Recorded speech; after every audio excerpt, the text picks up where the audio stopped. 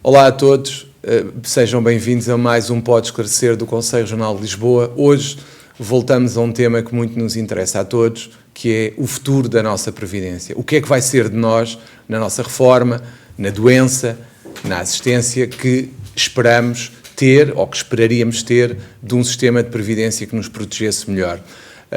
Na nossa conversa que já tivemos anteriormente com a Belja Conceição, Vítor Coelho, já tivemos perspectivas diferentes necessariamente daquela que vamos ter hoje e, continuando a alargar o espectro da nossa discussão, hoje temos connosco o professor Miguel Teixeira Coelho, que é doutorado em Economia e mestre em Economia Internacional pelo ISEG da Universidade de Lisboa, professor universitário, autor de diversas obras sobre segurança social, administrador da Sociedade Gestora de Organismos de Investimento Coletivo SA desde 2022, foi administrador da Montepio Valor entre 2013 e 2016 e vice-presidente do Instituto da Segurança Social entre 2011 e 2013, para além de presidente do Conselho de Administração da Montepio Gestão de Ativos entre 2016 e 2018. Portanto, alguém com larga experiência nesta área.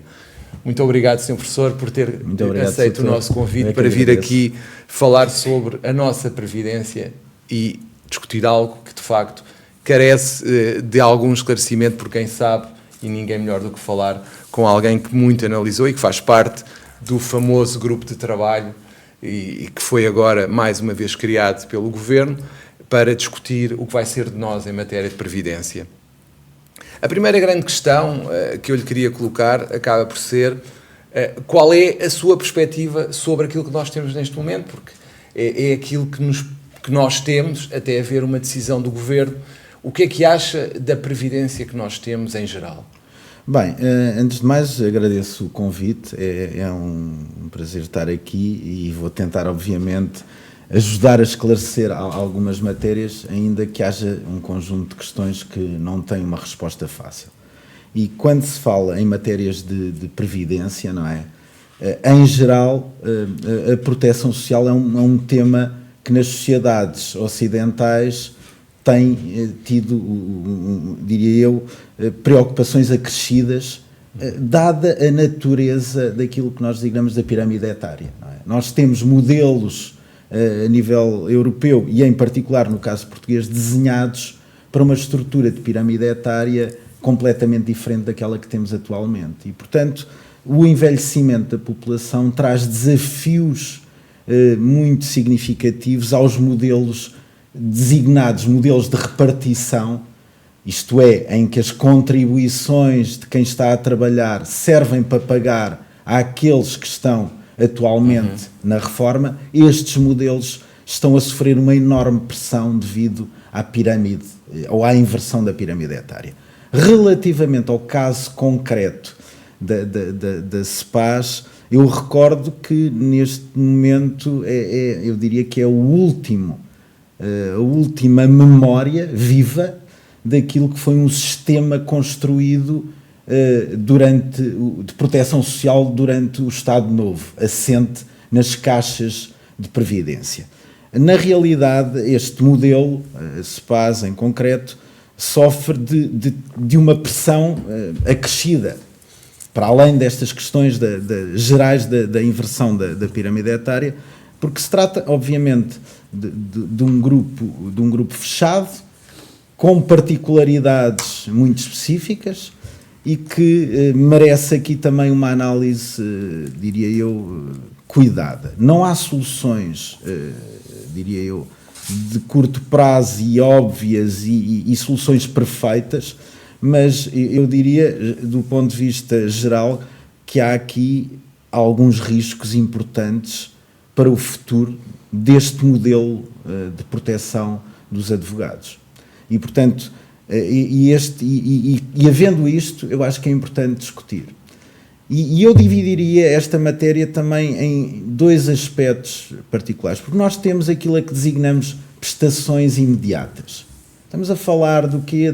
Do desemprego, no fundo, ou a da vertente redução, assistencialista que não existe. que na realidade no sistema de proteção social público não é assistencialista no sentido em que há contribuições que se realizam para estas eventualidades. Portanto, a parte da maternidade, da doença, da perda de rendimento, tem um enquadramento no sistema público de proteção social muito claro e assenta em contribuições. Não é uma visão assistencialista no sentido de cobrir os mínimos. Não se trata disso. Por outro lado, temos aquilo a que chamamos prestações diferidas, nomeadamente a mais importante é a questão das pensões de velhice.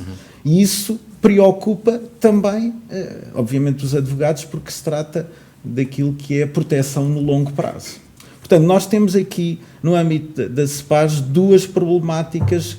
Por um lado, e aquilo que me parece é uma insuficiente proteção naquilo que tem a ver com as prestações imediatas e riscos significativos naquilo que é a capacidade de dar resposta às questões de longo prazo, nomeadamente as questões de velhice. Levantou aí uma questão que, antes de avançarmos, que me parece muito relevante, que é o facto da Segurança Social ter uma individualização por componentes e por eventualidades das contribuições. Na realidade, a Segurança Social, nós temos que distinguir o regime dos trabalhadores por conta de outra e dos trabalhadores independentes. Genericamente é isso. A contribuição é uma contribuição única, mas que depois, de certa forma, serve para cobrir um conjunto de eventualidades. E do ponto de vista técnico, essa alocação da TSU está definida tecnicamente. E, portanto, há contribuições para as várias eventualidades. Dou-lhe um exemplo. Nós, no âmbito dos trabalhadores por conta de outrem, temos aquilo a que se designa vulgarmente taxa social única, que são 34,75%, e que 23,75% são a cargo da entidade patronal, 11% a cargo do trabalhador. Mas destes 34,75%, cerca de 21 pontos percentuais são para a componente velhice.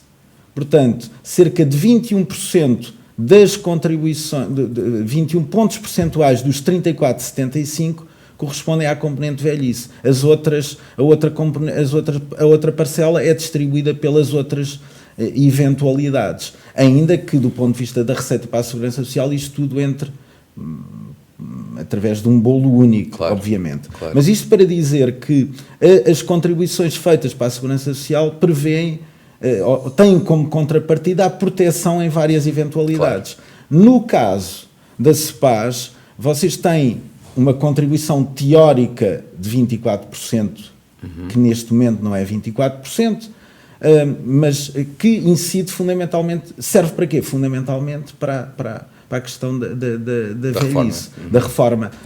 A outra componente é vista, tudo o que é para além disto, em termos de proteção, é numa base assistencialista. E isso é um aspecto que, de certa forma, me preocupa e que pode não corresponder, quer dizer, aquilo que se está a dar em termos de resposta nestas vertentes pode não corresponder às expectativas dos advogados. Eu acho que, em primeiro lugar, obviamente, tenho que agradecer a clareza da sua exposição, porque, de facto, é muito perceptível a forma como esclareceu, e isso levanta uma outra questão, que é, nós temos um problema de base que tem a ver com o facto de, em relação aos trabalhadores por conta de outrem, não temos entidade empregadora, que logo aí perdemos uma grande fatia da contribuição. E, por outro lado, temos uma questão que é mais difícil de controlar, que é a questão, obviamente, não tendo entidade empregadora é difícil falar em desemprego, porque não há. Mas há perda de rendimento. Há perda de rendimento. E aí a questão que se levanta é, primeiro, como é que nós vamos aferir a verdadeira cessação da atividade, porque para atribuir a prestação nós temos que definir um patamar mínimo, ou seja, é só a perda de rendimento, mas permitimos à pessoa continuar a oferir aquele valor hipoteticamente e continuar, por exemplo, a ir aos sítios, a praticar atos processuais.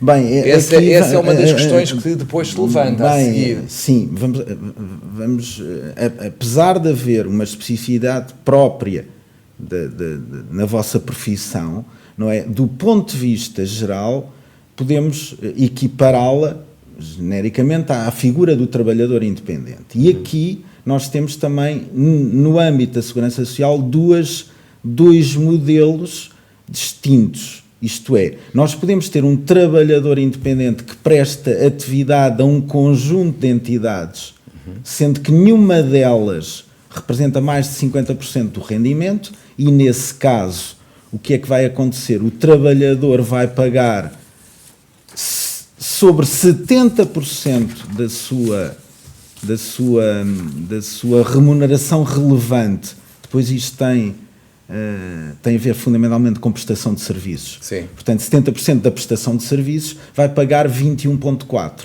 o que lhe conduz para uma taxa efetiva de segurança social na ordem dos 15%, aproximadamente. E isto dá-lhe um conjunto de proteções em termos de velhice, de maternidade, doença, etc. Depois temos a figura da entidade contratante.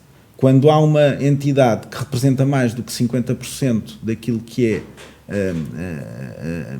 portanto, a prestação total de serviços desse trabalhador independente, a entidade contratante tem uma contribuição adicional, julgo eu, que anda nos 10%. Portanto, podemos também separar isso. Certo. Enfim, poderá haver um advogado que exerce uma atividade no âmbito completamente liberal e individual, ou poderemos estar aqui, e essa é uma temática que eu não domino. Mais próximo, eventualmente, com lives de contrato de trabalho. Exatamente. E a figura da entidade, a figura da entidade contratante. Eventualmente no âmbito, talvez, de escritórios de advogados. Eu não domino essa parte e não me queria... Sim, é uma questão que...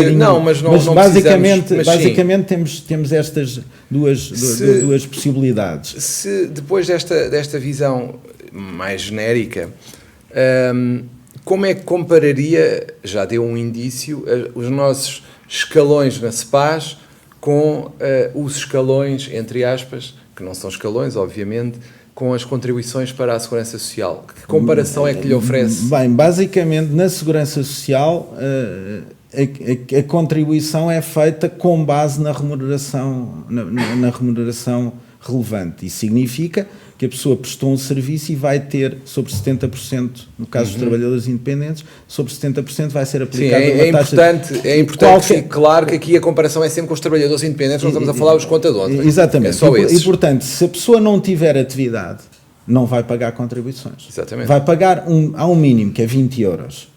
Portanto, mas depois quem paga 20 euros não recebe praticamente nada em termos de benefícios, obviamente. Mas também, vamos lá ver uma coisa, isso significa que há uma ligação muito próxima entre a remuneração efetiva do trabalhador e aquilo que é a contribuição que ele faz. E os benefícios. Portanto, está tudo ligado, como alguém dizia. Ligado. Mas há aqui um aspecto importante, é que no caso da formação da pensão de reforma, na CEPAS eu julgo que é 2% por cada ano, enquanto na Segurança Social varia entre 2% e 2,3%. E estes 2,3% são aplicados a quem? A quem tem remunerações mais baixas. Ou seja, o sistema na Segurança Social... Tem uma espécie de correção. Protege mais quem tem remunerações mais baixas e penaliza um bocadinho mais quem tem remunerações mais elevadas. Mas há esta ligação. Depois há um aspecto que é também importante de reter. Na CEPAS não há, a pessoa reforma-se e terá uma pensão de reforma definida nessa data que pode ou não sofrer atualizações. Eu julgo que há aqui uma natureza casuística. Depende da continuação da atividade, etc. Enfim, mas na realidade, se não continuar a descontar, pode não ter nenhuma atualização. Para o resto da vida. É verdade. Enquanto no sistema público há mecanismos de atualização até previstos, não é? E, portanto, normalmente a pensão vai sendo atualizada e as pensões mais baixas, então... E o sistema público tem a vantagem de, naturalmente, como as contribuições acompanham o aumento dos rendimentos, há um reflexo imediato, enquanto na CEPAS, como há uma cristalização dos escalões, esse acompanhamento não existe. É esse um dos problemas também. Portanto, aqui à medida que a carreira vai evoluindo, eu vou também descontando em função das remunerações que vou tendo, e se tiver uma carreira positivamente, portanto, crescente, não é? Se ela for crescendo em termos de remunerações, isso vai se refletir na pensão e vai se refletir ao fim e ao cabo, exato, e ao fim e ao cabo, se eu tiver essa evolução positiva que referiu, não temos que estar à espera de nenhum fator de correção nem nada disso, porque automaticamente basta eu receber mais, já estou a descontar mais. Exatamente. Portanto, há um acompanhamento, uma variabilidade da taxa com o rendimento, em relação ao rendimento. E na CEPAS temos aquele fator de correção que é discutido todos os anos e que depois determina ou não a subida das contribuições. É óbvio que essa subida e este esquema da contribuição ser corrigida por um fator também não é propício a levar a grandes evoluções em termos de contribuições nem de benefícios. Pronto, obviamente. Também é importante, obviamente, e eu queria ressaltar isto, ou ressalvar esta questão, que no sistema de segurança social há questões de longo prazo, que eu tenho publicamente até levantado, e isso leva-nos para uma questão também importante. Bem, então estamos aqui a defender, por exemplo, a hipótese de migração da CEPAS eu antes de ir aí queria falar da parte, já falámos aqui das contribuições, queria também agora falar dos benefícios, depois já falamos da parte da migração. Em relação aos benefícios na Segurança Social dos trabalhadores independentes, em comparação com o que nós temos na CEPAS, que é praticamente nada, qual é a comparação que faz e o que é que nos explicaria que seria eventualmente benéfico para nós nessa migração, e depois já falamos em geral das consequências, mas agora só na parte dos benefícios e da proteção que é oferecida pelo esquema previsto para os trabalhadores independentes. Sim, há questões relacionadas com a doença, não é? Com a parentalidade, com a questão de invalidez, com questões relacionadas com a perda de remuneração que estão, de certa forma, têm sido contempladas progressivamente no âmbito da Segurança Social, com uma ligação muito clara com as remunerações. Portanto, obviamente depois há aqui questões de prazos de garantia e de períodos, etc., mas eu diria que, do ponto de vista daquilo que são de prestações imediatas e a tal proteção imediata, está absolutamente mais consolidado e muito próximo daquilo que tem a ver com os trabalhadores por conta de outra. Ou cada vez mais próximo, diria eu. Foi-se progredindo sucessivamente nestas matérias. No âmbito das pensões, como eu disse, há as questões relacionadas com a taxa de formação, entre 2 e 2,3, a questão da atualização das reformas a partir do momento em que se entra na idade da reforma. Há também questões relativas à idade de entrada na reforma. Nós temos na Segurança Social, obviamente, os 65 anos, mas os 65 anos são muito penalizadores. Portanto, nós estamos agora, para eu ter direito integralmente à minha reforma, temos os tais 66 anos e 4 meses, que vão provavelmente subir aqui um pouco. E, portanto, eu diria que pode haver aqui algumas questões relativamente à data de entrada na reforma, em que a CEPAS pode ser um bocadinho favorável, mas depois, em termos de atualização, em termos de formação, eu diria que na Segurança Social essa questão está mais, mais salvaguardada. Diga-me só uma coisa, só para ser mais fácil de perceber, por exemplo, na questão da perda de rendimento, em que se a pessoa fizer um desconto muito baixo, se declarar uma remuneração muito baixa, em termos de benefícios, também tem um corte grande. Sim, sobre isso eu diria o seguinte: olhemos para aquilo que é a parte mais dos trabalhadores de conta de outrem, não é que seja como exemplo, mas um benefício máximo que é atribuído no âmbito dos trabalhadores por conta de outra, que tem a ver com pouco mais de 1000 e tal euros em termos de subsídio de desemprego, não é? Sim, o tal limite. Não é? Não, é abaixo de 2000 euros. Portanto, isto para dizer o quê? Que o nível de proteção também não é um nível de proteção pleno, não é? Mas é alguma coisa que permite, e estamos a falar em trabalhadores de conta de outra, em que é exatamente a componente da proteção onde os benefícios são diria, o maior.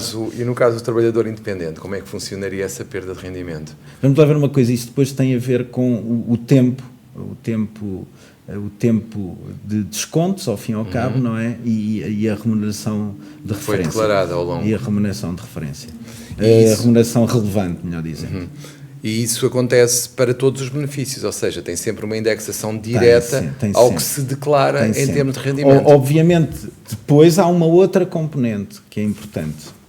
Quando não há contribuições, quando há situações de carência efetiva, vamos admitir... Os tais rendimentos sociais. Então há um segundo mecanismo, entra aí aquilo que nós chamamos o sistema de proteção social de cidadania, porque nós temos estado a falar daquilo que se designa o sistema previdencial, isto é, o sistema em que quem contribui tem direito a um conjunto de benefícios. Quando saímos fora desta esfera, caímos no sistema de proteção social de cidadania, o que significa que, à luz daquilo que é o sistema de segurança social público português, se a pessoa cair numa situação efetiva extrema, ela tem sempre proteção.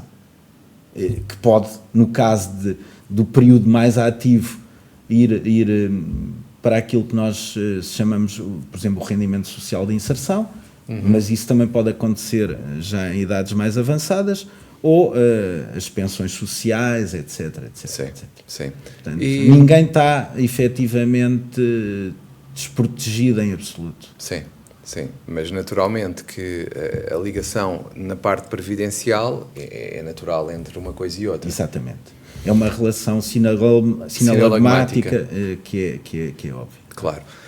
Em relação à sustentabilidade financeira, que é tão falada em relação aos dois sistemas, o que é que se lhe oferece dizer, como é que compara os dois? Claro que a Segurança Social, já falámos até antes de começarmos aqui a gravar, falámos que a Segurança Social agora teve uma almofada da imigração, que naturalmente a CEPAS não tem, com a mesma relevância. Como é que encara a sustentabilidade dos dois sistemas em face do que temos atualmente à nossa frente? Bem, há um tema que tem a ver com esta estrutura do pay as you go. Os sistemas de repartição que assentam nas contribuições de quem trabalha para fazer o pagamento aos atuais beneficiários é um sistema que tem uma origem na década de 50, fundamentalmente, e que se alimentou muito do baby boom. Não é? Em que havia muita gente a trabalhar e pouca gente a receber benefícios. Até porque as pessoas morriam mais cedo. Exatamente. Essa era uma característica e que acentuou. Para além da baixa natalidade, hoje as pessoas duram muito mais tempo. E nós não nos podemos esquecer, eu dou este exemplo, porque é um exemplo muito interessante. Há tábuas de mortalidade hoje aplicadas aos seguros que já têm probabilidades de vida na casa dos 120 anos. Portanto, já antigamente as tábuas de mortalidade matavam as pessoas aos 100 anos. Agora matam as pessoas aos 120. E esse problema no Japão é muito evidente. Pois é. Nós temos aqui uma esperança de vida crescente, muitas vezes com custos de saúde muito elevados, é verdade, mas uma esperança de vida... E, portanto, os sistemas de repartição... E, aliás, permita-me só acrescentar a título de curiosidade, que seguramente saberá, já há quem fale na morte como uma doença crónica. Já ouvi, portanto...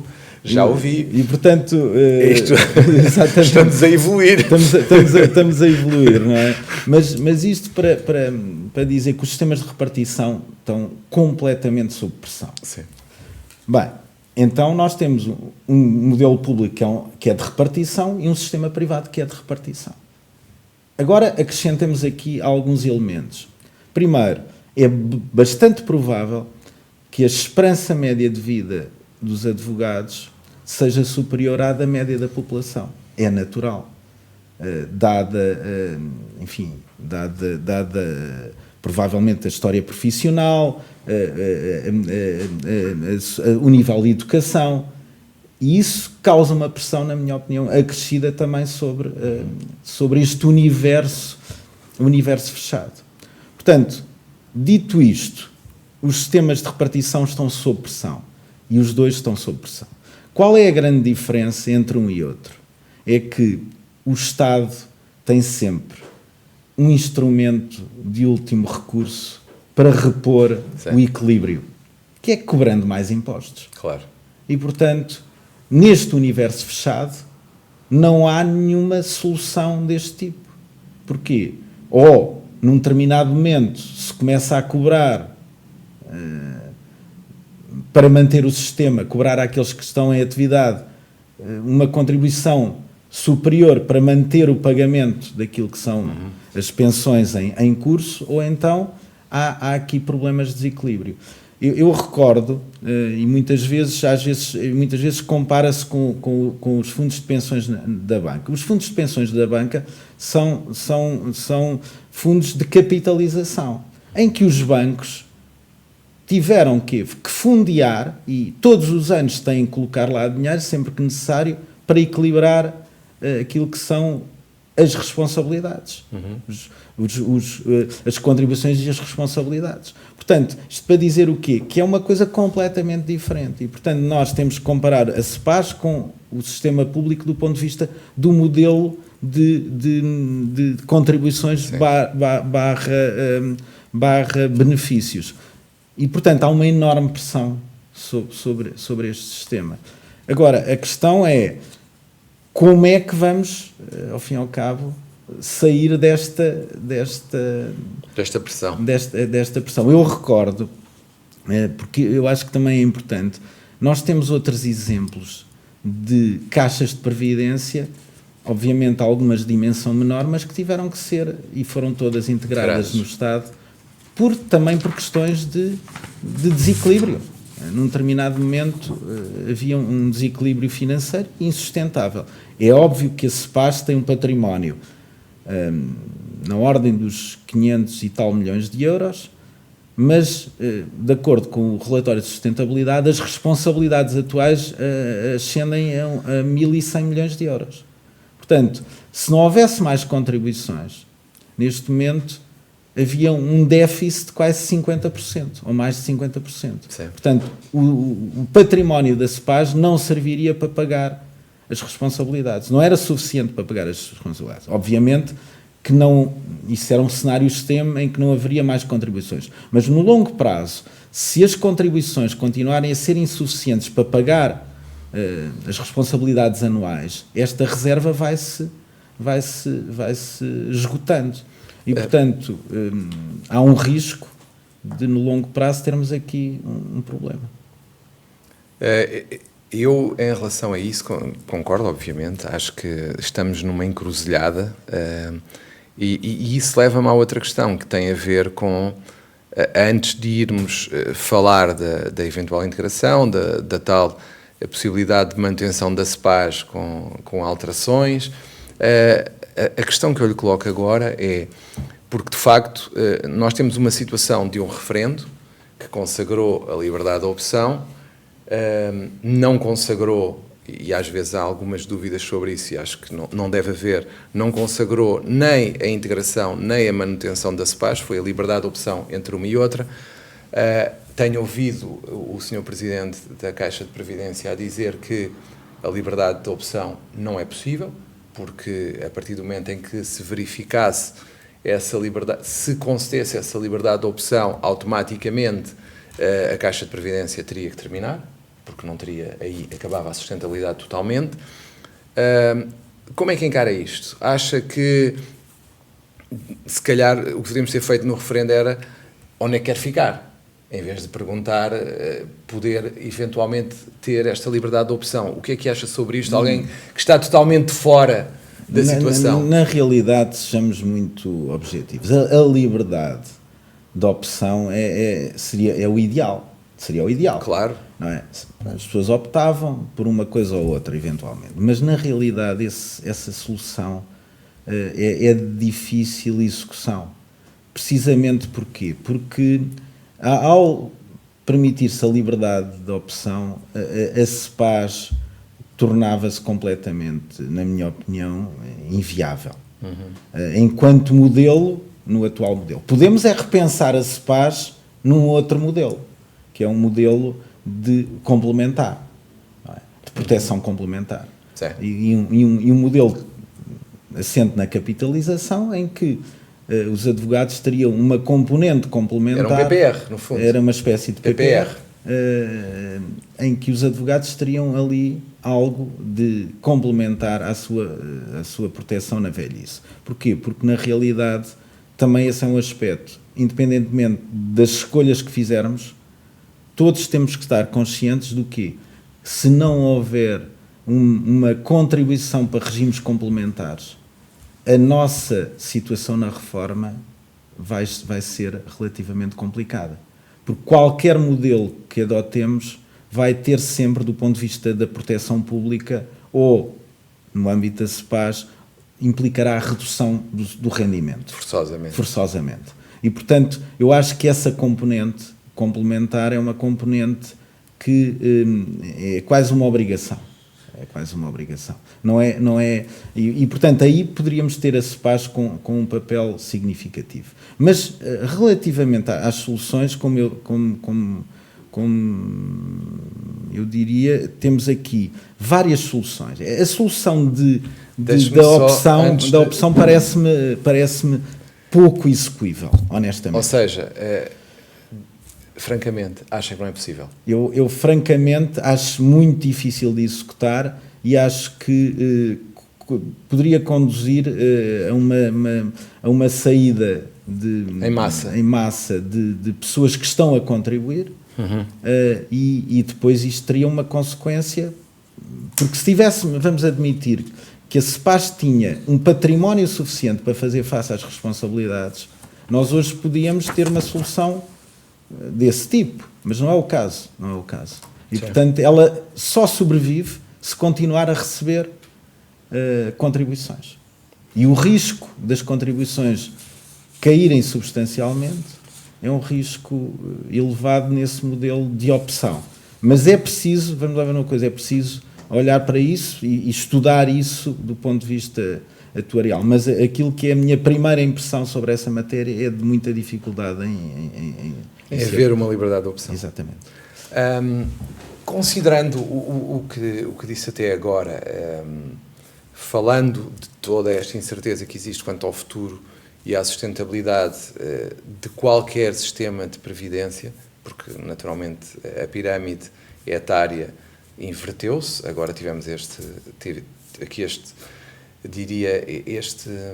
apoio de emergência dos imigrantes, que de facto alargaram a base contributiva de uma forma que nos permitiu equilibrar as contas, como foi dito pelo Governo há pouco tempo.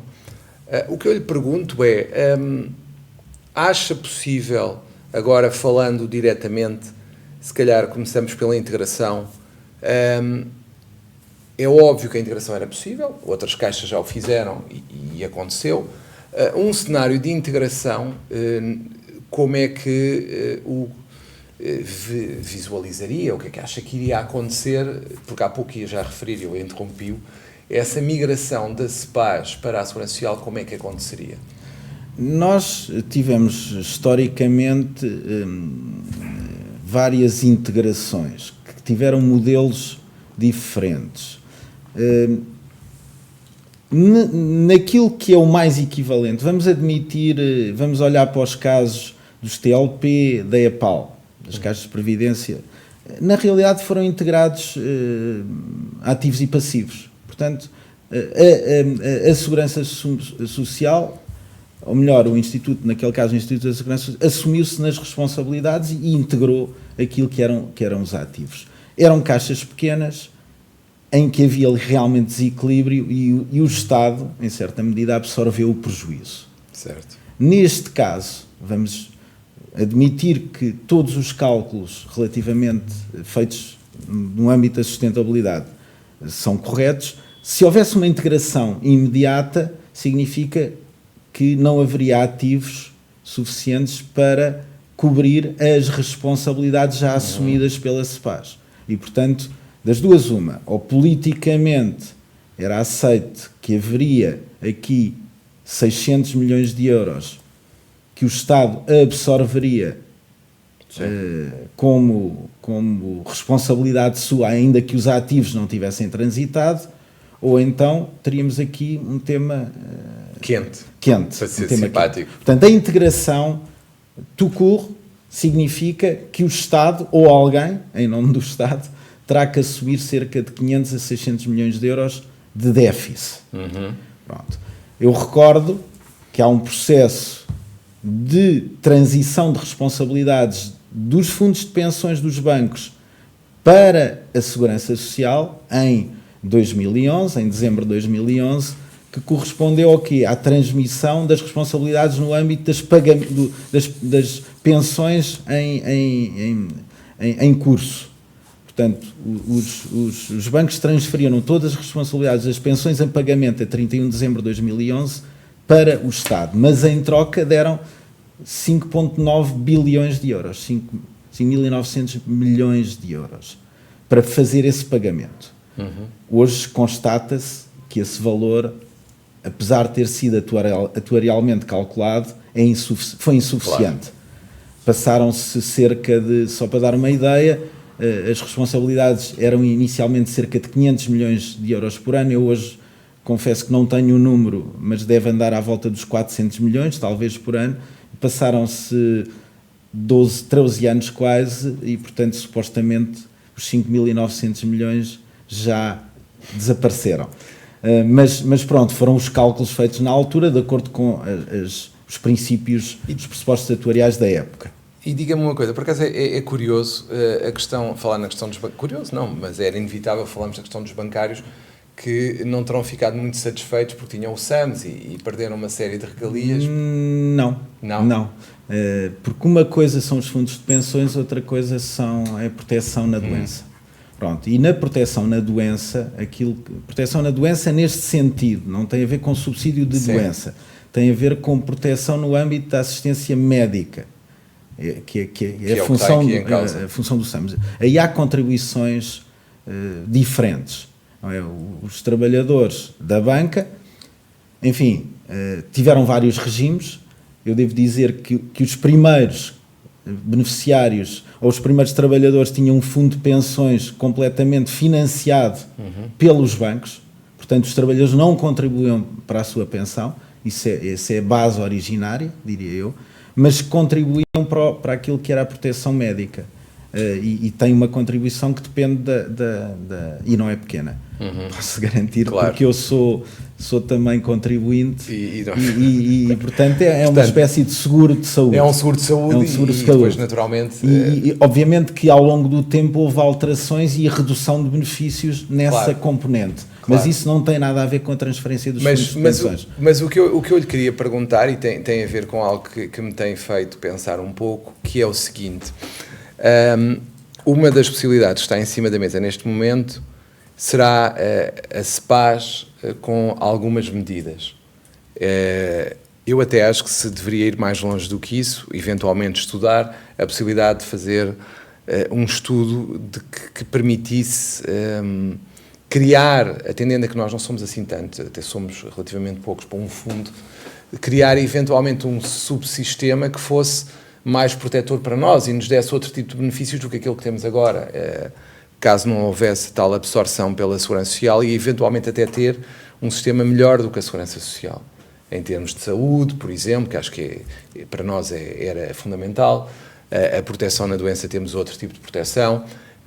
O que eu lhe pergunto é, quais seriam as medidas, para depois poder naturalmente haver a tal escolha dos advogados, sendo que não são os advogados que vão tomar a decisão, é o Governo, naturalmente, e a Assembleia da República, quais seriam as medidas que poderiam ajudar a atenuar estas desigualdades entre o regime da Segurança Social para os trabalhadores independentes e o regime que existe atualmente na CEPAS.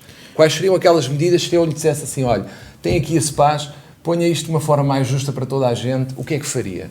Por exemplo? Há aqui questões relacionadas, porque há sempre, olhando para o tema, começando pelo tema, como é que, por um lado, damos mais benefícios, mas mantemos a CEPAS equilibrada, do ponto de vista de longo prazo. Exatamente, Não é? Essa é que é a questão. Porque a grande questão, não é, quer dizer, eu tenho que deixar, em teoria, advogado, eu tenho que deixar uma CEPAS para os futuros advogados, ou para os que já estão neste momento a contribuir, uma CEPAS equilibrada e que perdure no tempo. Portanto, esse é um grande tema. E como é que equilibramos isso? Portanto, há aqui várias configurações, não é? Por um lado, a CEPAS internaliza toda a gestão do risco, recebe contribuições e faz pagamentos. Sim. Uma solução. Eu estou aqui a colocar e estamos... Não, estamos só a conversar e portanto, isto não me compromete no sentido... Eu não tenho ainda uma solução... Só... Repare, eu vou-lhe ser muito franco. Porque eu estou no âmbito também de uma comissão e eu não gostaria de estar aqui não quero isso. Mais para além. Não quero isso. Aqui o que eu gostava era de tentarmos deixar pistas para que, no fundo, o que eu gostava era de esclarecer as pessoas. É esta a ideia. Então, aproveitando o seu conhecimento vastíssimo, como dá para perceber, o que é que acha que faria sentido? Por exemplo, no âmbito daquilo que são responsabilidades ou prestações imediatas, estamos a falar da doença, etc., da parentalidade, há sempre a possibilidade de CEPAS subcontratar estas coberturas até seguradoras ou entidades privadas. Isso pode ser até mais eficiente. Porquê? Porque a capacidade de expressar o risco e de obter preços mais favoráveis com soluções, diria eu, privadas. Não é um problema, isto não é algo de anormal e de estranho. Há muitas entidades que fazem isso. Essa, por exemplo, é uma hipótese. Fazer mais ou menos o mesmo que fizeram com aquela perda de rendimentos, com aquele seguro, mas um bocadinho mais alargado. Por exemplo, alargar esse tipo de proteções por via de entidades que podem fornecer este tipo de proteção até com custos mais baixos. Uma outra solução que eu vejo como também possível é separar-se claramente aquilo que são as prestações diferidas, pensões de velhice, daquilo que são as prestações imediatas e até pensar numa solução de integração das prestações imediatas na Segurança Social, com uma contribuição específica. E, portanto, eu diria que se dividia o elefante, partia-se o elefante. É uma ideia muito interessante, sim. E, portanto, isso, na realidade, tem um histórico, que tem o histórico da própria banca, porque originalmente a CAFEB, que fundamentalmente servia para cobrir estas questões da doença, da parentalidade, etc., foi integrada, começou a ser integrada na Segurança Social e foi extinta em 2011, mas o processo foi anterior e, portanto, os trabalhadores da banca, ao fim e ao cabo, descontavam para o fundo de pensões, mas depois descontavam para a CAFEB porque foi integrada na Segurança Social. E, portanto, dividir este problema também poderia ser uma forma de encontrar aqui uma solução mais equilibrada, não é? E mais equilibrada que respondesse às questões daquilo que é a necessidade de proteção e, por outro lado, não sobrecarregasse a CEPAS nesse tema. Esta divisão eu acho que era possível, não é? Agora, isto depois provavelmente tinha que haver um ajustamento de contribuições. Claro. Para que não houvesse uma contribuição maior, se calhar a CEPAS teria que estar disponível a abdicar de alguma coisa no curto prazo e portanto, poderia ser uma solução interessante. Mas eventualmente, até pegando no raciocínio que a Segurança Social segue, o aumento das contribuições, se tivesse um proporcional no aumento dos benefícios, faria algum sentido, eventualmente. Portanto, aquilo que aconteceria era o advogado teria uma contribuição para prestações imediatas, específica, Exato. para a Segurança Social. À luz daquilo que pode ser o trabalhador independente e na proporção daquilo que é o trabalhador independente para essas eventualidades. E associado diretamente ao seu rendimento efetivo. E não uma convenção de escalões, por exemplo. Ou seja, no fundo, aproximar em termos de contribuições da Segurança Social. Exatamente, mas começando eventualmente pelas prestações imediatas. Ou seja, a CEPAS passaria a preocupar-se apenas nesta fase com as questões da velhice. E talvez a médio prazo, não é? Se podíamos ganhar aqui algum tempo para ir fazendo uma evolução, ou no sentido de capacitar a CEPAS para dar melhores respostas na velhice, ou no sentido de, eventualmente, no futuro, haver uma possibilidade de integração. Mas eu acho que este tempo, às vezes é preciso também tempo. Claro. E é preciso ir aplicando soluções. Se calhar esta, do ponto de vista da CEPAS, até era positiva, porque era menos uma preocupação, deixava-se aquele caráter assistencialista, o Estado assumia esta responsabilidade e havia uma dupla ligação do advogado. Uma ao Estado nesta componente e outra à CEPAS na reforma.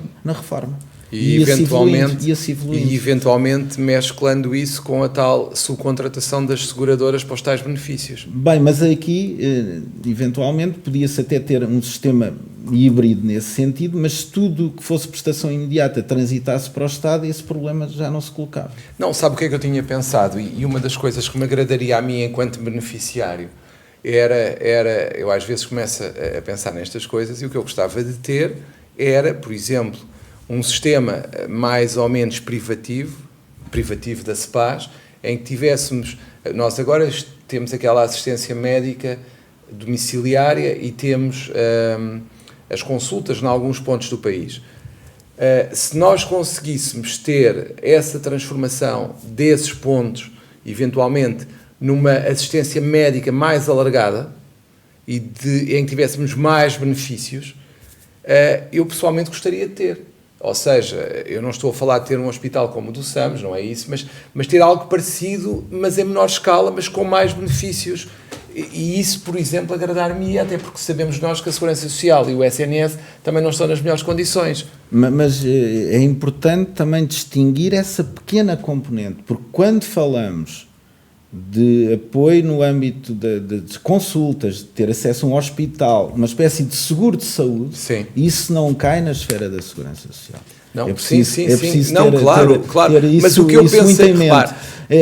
Agora, também, vamos eu concordo consigo, mas o que eu pensaria, eventualmente, era criar um modelo fora do que existe. Um modelo equivalente, por exemplo, ao SAMS. Exatamente. Para os advogados. Exatamente. Mas isso, essa é sempre uma solução. Eu acho que, relativamente às soluções, por exemplo, a solução do SAMS nos bancários é uma solução que se tem revelado com sucesso. Exatamente. Porque apesar de não ser algo barato, sim, mas eu preferia, mas é algo que garante uma proteção e uma proteção vitalícia. Exatamente. Atenção, exatamente. Que no caso é um seguro de saúde vitalício. Exatamente. Portanto, eu pessoalmente, isso tem um valor económico muito grande. Claro, mas repare, hoje em dia as pessoas são todas obrigadas a cair nos seguros. Por isso eu preferia ter algo que estivesse dentro já, aproveitando até alguma da estrutura que exista, e criar algo que fosse para nós. Percebe? Porque e eventualmente a própria CEPAS podia, numa vertente, assumir essa responsabilidade. Exatamente. Ou seja, sem grandes custos adicionais de estrutura. Exatamente. E criar também uma proteção no âmbito da saúde que respondesse eventualmente eu pessoalmente à necessidade dos advogados. Exatamente. Eu não vou usar a frase do Luther King, mas eu gostava de ter um sistema em que eu não estivesse nem dependente das seguradoras diretamente, nem dependente do SNS, sabendo nós o que lá se passa.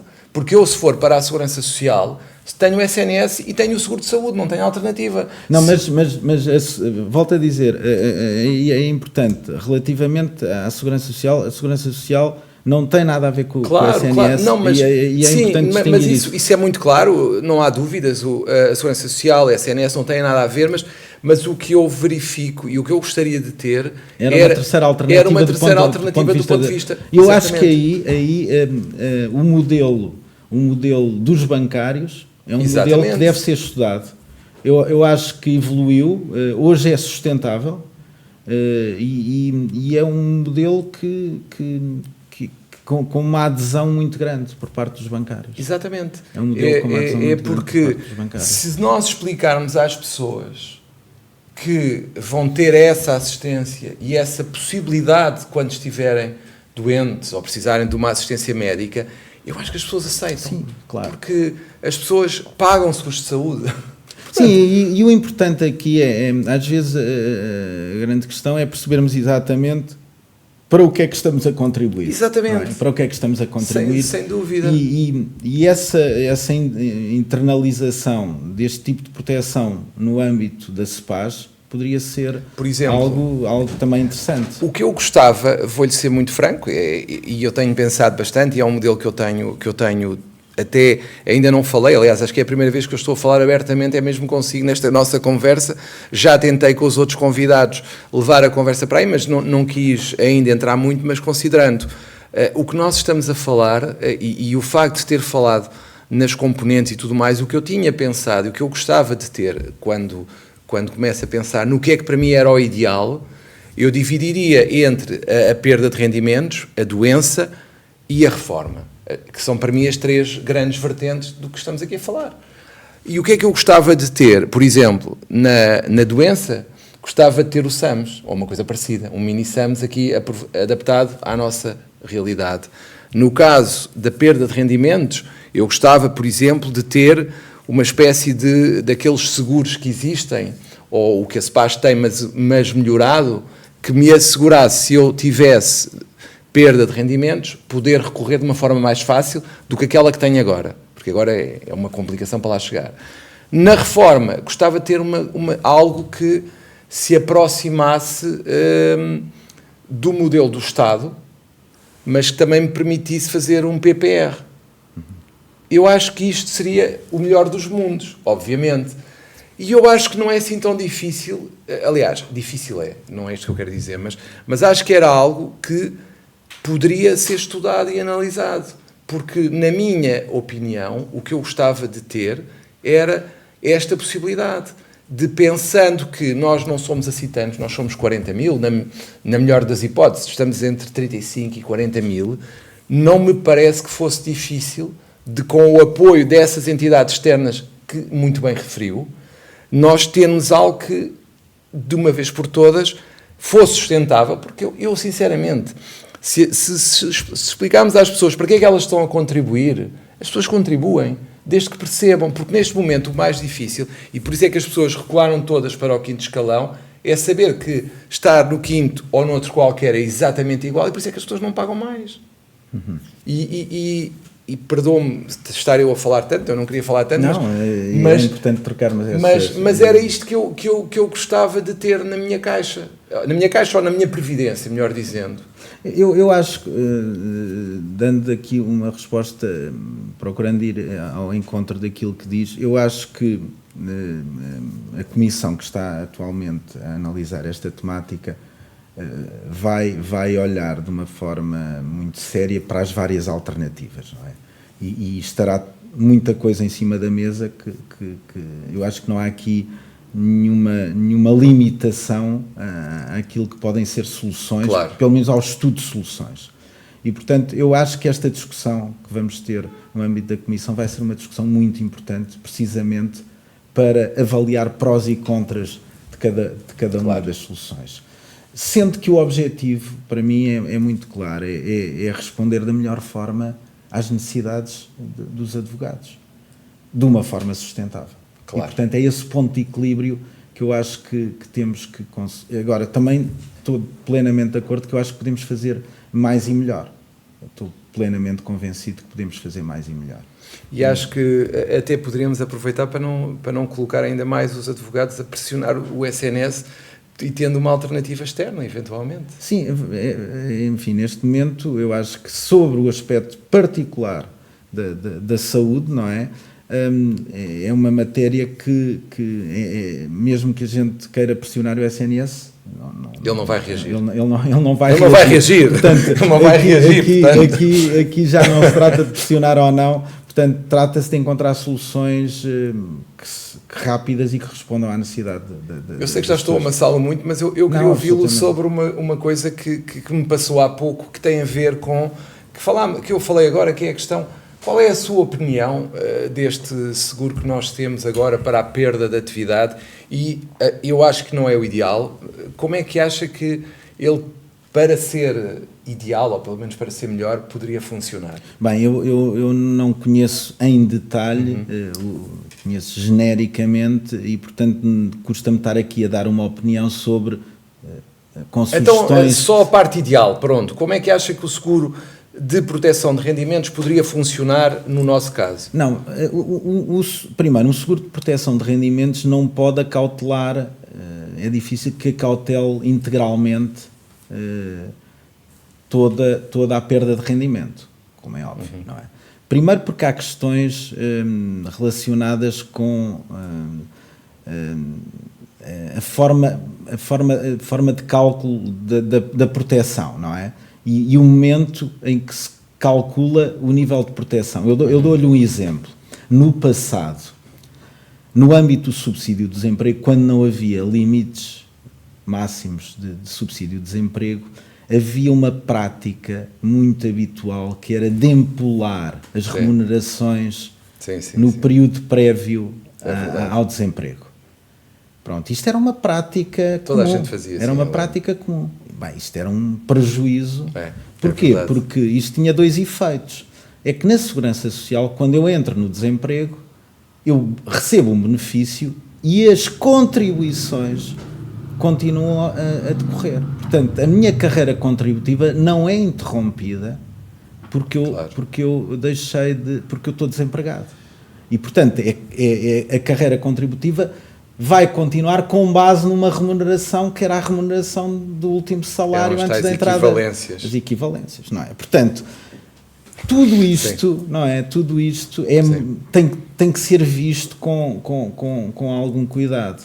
Portanto, isto para dizer o quê? Que não é fácil encontrar uma solução ótima. Seria, ok, eu deixei de ter um rendimento e mantive-o porque alguém me substitui esse rendimento. Depois há as questões do incentivo ao regresso, não é? No caso do subsídio de desemprego, um subsídio muito alto e muito prolongado desincentiva. Lógico, sim. Desincentiva Claro. o regresso. Ninguém tem incentivo. Claro. Bem, não seria o caso, porque admito que os advogados, pelos que eu conheço, gostam muito de trabalhar. Portanto, não seria o caso. Mas já há aqui aspectos particulares. Quando pensamos numa solução ótima, que depois vem ao de cima e, portanto, é difícil calibrar o modelo ideal. Sim, mas se nós fizermos a tal bilateralização das contribuições e do que a pessoa pode receber se tiver a tal perda, esse problema já se resolve. Não, é assim, se eu tiver um subsídio limitado, exato, do ponto de vista do valor, mas aí teria que ser, creio eu, não? E depois também limitado do ponto de vista temporal, isso é uma obrigação, não é? Agora, obviamente na Segurança Social há um reflexo maior, ou melhor, a prestação reflete muito aquilo que foi a carreira contributiva e os valores e as remunerações anteriores. Claro. Portanto, com um limite, neste momento, confesso que é um limite relativamente baixo, não é? Temos que reconhecer. Mas foram soluções encontradas, porque é preciso ver que também parte da evolução no âmbito daquilo que é a proteção social da Segurança Social pública teve a ver não só com questões técnicas, mas teve muito a ver com o programa de assistência, claro, também. Ou seja, a emergência obrigou a cortes em algumas prestações que eu confesso que não tinham uma aderência do ponto de vista técnico no sentido, em situações normais. foram situações de emergência. Falemos, por exemplo, do subsídio de morte, não é? Subsídio por morte que deixou de estar completamente desligado das remunerações. Sim. E passou a ser um valor com pouco significado. Sim, um valor fixo. Um valor fixo e com pouco significado. Muito pouco mesmo. E, portanto, deixou de haver a relação entre contribuições e benefício. Mas isso teve a ver com o quê? Uma coisa muito simples. É preciso cortar.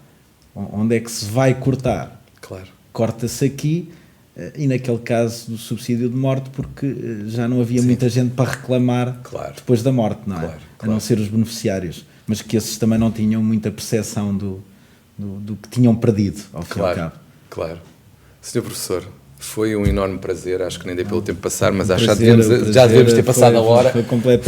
Foi um prazer, de facto, falar sobre as coisas, ouvir opiniões de quem sabe, e muito mais do que eu, seguramente, é sempre muito relevante, e penso que todos terão ficado pelo menos mais esclarecidos e pelo menos com pistas para pensar. Eu acho que o mais importante é ter pistas para pensar e depois vamos ver o futuro, mas é importante perceber o que se está a passar para além da espuma, de algumas confusões que vão para aí surgindo e que vão, eu diria, iludindo e criando falsas expectativas.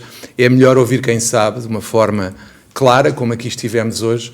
Tenho a certeza que o Sr. Professor vai voltar aqui porque, pelo menos, eu farei tudo para que ele volte, para nos explicar e continuar a explicar o que é que pode ser o nosso futuro da Previdência. Até um próximo episódio do Pode Esclarecer. Até lá. Um abraço.